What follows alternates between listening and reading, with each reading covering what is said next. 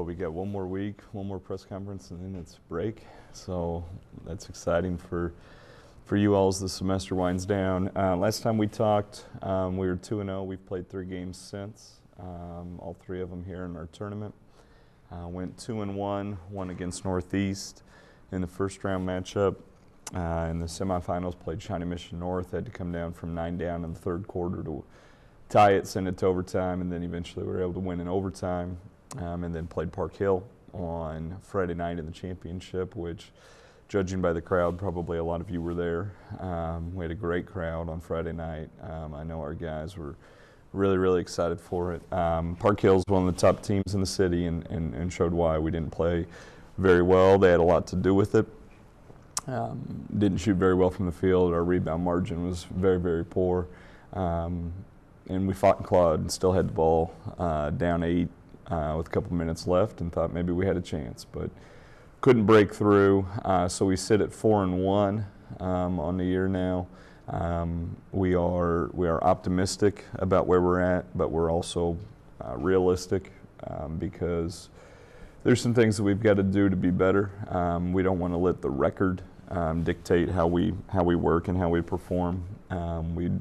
There's a way to go about working, and so there's some things that we've been working on tape to shore up to make sure that we're ready to go. Tuesday tonight is against Winnetonka here at home, and then we will go on the road Friday to play a really good Grandview team, and then that'll put us off until we get to the Jewel tournament around break. The Jewel tournament brackets did come out. We received number 4 seed, and oddly enough, Park Hill is the 1 seed in the bracket. So we would face off against Center in the 4-5 game in the first round of the Jewel tournament on the 27th at 8:30. And then depending upon how we do there and how Park Hill does, potential rematch in the semis. But we got a lot of work to do before then. Got Winnetonka tonight, Grandview on Friday, get some practices in, get on break, get our bodies and minds recharged, and then come back for Jewel. So with that, turn it over to you guys. I see the team has had a hard time combating Chester Graves. What weaknesses do you think that shows, and how can we improve on that? Yeah, I don't know how many people we have walking these halls that'd be able to fight Chester. I don't know, maybe I'll see if Dayterion wants to come out and play. That guy for Park Hill, Chester, is an elite athlete. There's a reason why he's being recruited the way he is in football. When he plays that hard in basketball, there's not a lot to do. The problem is we gave him a lot of momentum early. He got the first bucket of the game for them on a little almost tip dunk, and got a couple other rebounds first quarter, and kind of got his energy going, got his momentum going, and then once he's going, you got to get out of the way sometimes. So he's really, really good. And I think that our bigs, Tyson and James and McCabe and Devin, now being able to play against a guy like that, understand kind of the level they need to play at too.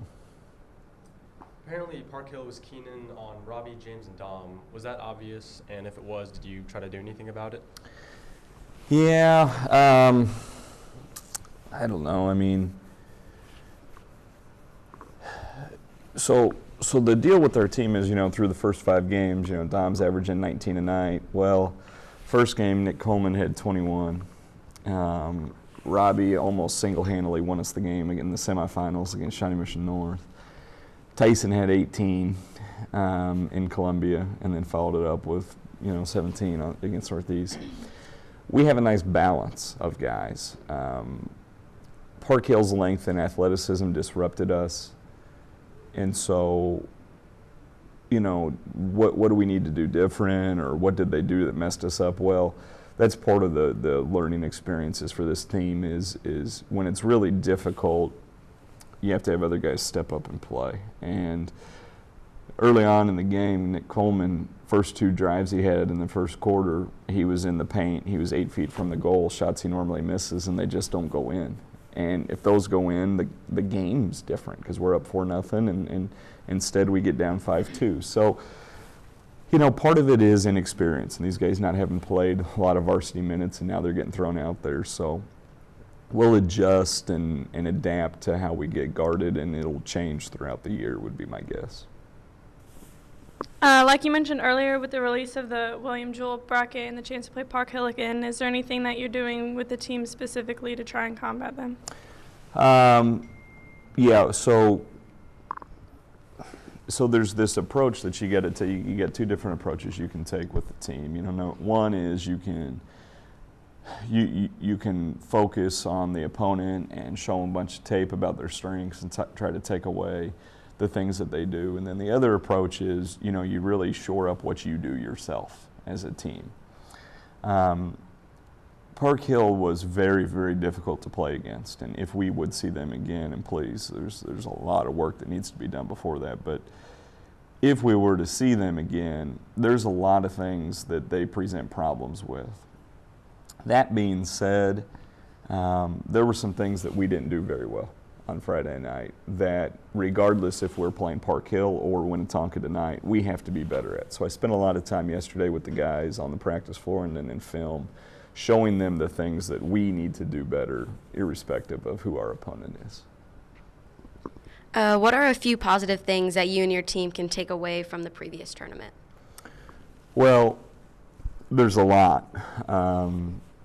So, you know, people who followed us 3 weeks ago, we're sitting here and the season had not started, and people were probably wondering how good we were going to be or how we were going to play. Now 5 games in, sitting at 4-1 and playing pretty well through 5 games gives these guys confidence. So the biggest thing that we can take away from it, hopefully, is confidence, that they've got some confidence to them, that they're a good team, that they're good players, that when things click the right way and fall into place, we should be pretty good. The problem is I don't want them to be complacent, though. I want them to be confident without an arrogance or without a, I don't know, just kind of there's a way to respect the game and play a certain way. So the fact that I say we could be pretty good is because what we've shown in flashes. However, you're only guaranteed to do that if you work at it the next day. So today will be our opportunity to do that. Because we could go on a stretch of 5 games where we're pretty bad too. The hope, though, is that we're more consistently good than we are bad. So I think the biggest thing to take away through the 5 games is the confidence and experience we gain from it. How will Friday's loss motivate you for the rest of the season? You know, I told the team yesterday before practice even got started, I said, you know, a week ago when we came in after we beat Rockhurst, we were feeling pretty good about ourselves. We lose to Park Hill. You know, if we come in really, really down, then, you know, I don't know if you go up and down like this, then I don't know if it's made out for you, because the season is long and it's hard. You have to have a level of motivation within yourself, regardless of results, to play a certain way. And this team is learning that and figuring that out.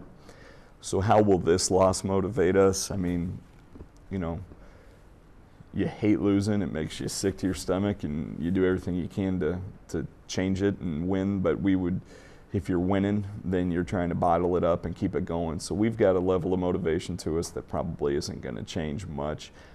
It's just the confidence and balance that you got to strike to make sure that you're doing things the right way. With that, finish up today. Just reminding that tonight we're home against Winnetonka. Now, after we're home tonight, we aren't home for about a month with the tournaments and the breaks and then non-conference. So we're hopeful that we'll get another great crowd like we usually do. And then Friday night, we'd go on the road to Grandview, and Grandview is just terrific this year too. They've got a really good team. Earned a 2 seed at Jewell, won the Blue Valley Shootout. So they're a really good team. So we got a work cut out for this week to give us some momentum going into break before we can get to Jewell. So we're excited about the work that we've done. but we're certainly looking forward to all the stuff that's left here in the next couple weeks. Thank you, guys.